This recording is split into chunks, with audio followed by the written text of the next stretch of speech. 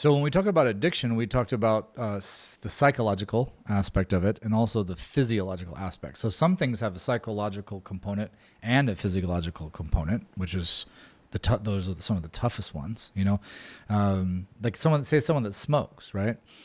It's like, oh, you're nervous and you want to have something in your hand, and it's a social thing. So it's tapping into certain desires and pleasures that you have from engaging in a certain activity. And that's going to be on the psychological. But then that one also has a very heavy physiological one. So it's one of the toughest ones ever. Some other ones are not so much, say you're addicted to heroin. It's not really a social thing so much. In certain areas, it might be, but in mainstream society, it's like you usually kind of want to stay away from that world, right? So caffeine is just super acceptable. So you are going to have this sense of, oh, I really like that smell in the morning, and I like it when I go meet my business partners at the Starbucks and we do our thing. So there's pleasure, there's neurochemicals that are being released on the anticipation of the pleasure of the thing, of the activity, of the group that you're going to be engaging in. And then you have the physiological, aspect of just the caffeine molecule and what it does to your system. So those are really, really difficult.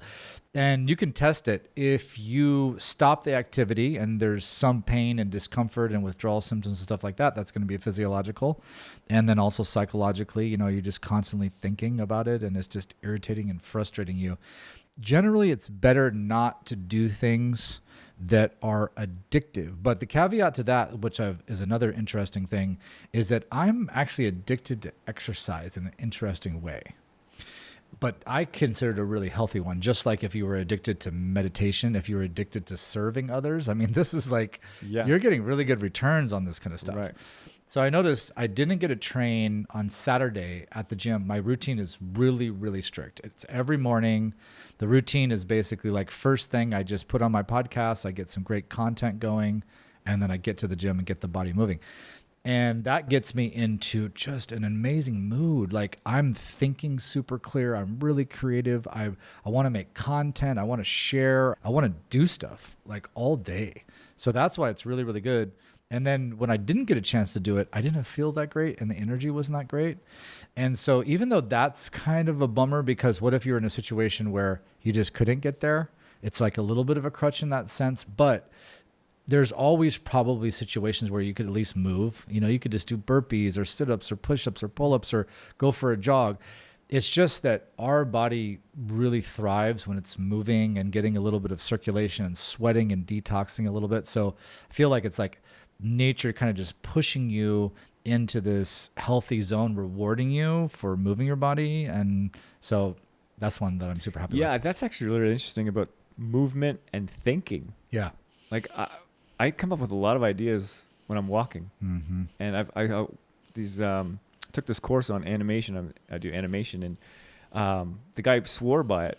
All his ideas. He had this like literally a circle in his backyard, and he was walk it. And anytime he was just trying to work out stuff, ideas, creative stuff. He was a storyteller for Disney, and he's just something about movement and ideas. Is it because the blood's flowing? There's more stuff going through the brain. Your brain can get more what it needs to just, Yeah. Is that part of it? Yeah. I mean, the blood's flowing, so you're getting some more oxygen.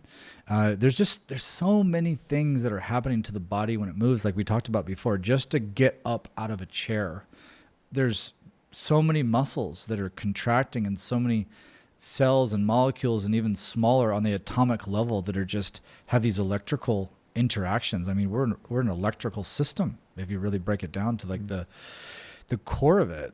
And so it just creates a more creative environment. It's just more stimulus to be able to just have things coming in. It's a healthier state. And also what's even more powerful that I noticed is that the quality of the air, because you're getting in the air, so fresh air. Like I walk along the beach every day, do some of my meditation down there and do some of my brainstorming and also listening to the podcast to really integrate. It's just a really great system to be able to create a great environment for learning.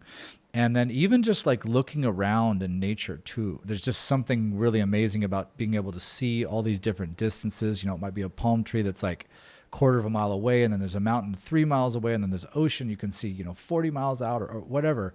I don't know the science behind all of it, but it just seems to be that the way that the body's built is to be in these types of environments, and it makes it so we just thrive more. So if you're just always sitting in a room with stale air, you're addicted to video games and, you know, other low energy activities, and you're not getting good air. You're not getting much stimulus by looking around. It's the screens, and it's so many things that are stacking on you that's making you have less motivation and have a lower quality of life and thinking more depressing, anxiety-filled thoughts. No wonder people that are stuck in there are more likely to be stuck in there. It's just, Yeah, I mean, we don't know. We're at the infant stage of screens in our hand. I mean, Apple's, right, the smartphone came out, whatever, 2008, I want to say. yeah, maybe there. Yep. So not even 20 years of people holding these things in their hands. You know, we're probably now just going to have the first generation of people where they're 20 years old and they've had it in their hand from since they're like 1 or 2, you know, and what is going to be coming back from that? Because there is something about a screen, you know, I mean, there's probably some physiological thing going on, but also putting it down, going outside, you know, and doing something else, talking to someone face to face. Yeah. You know, it's like, it kind of snaps you out of it, right? You get kind of hypnotized. And it puts you in this kind of state. It's almost like a depression, this kind of state. And it reminds me of, like, we've talked about sugar, how sugar also, it has this kind of way of slowing down your brain activity, right? And so, you know, that, I guess it's like frequencies and vibrations, right? We're going to kind of talk about how just certain things are going to affect you in so many different ways that we don't even think of. We're just not even aware of.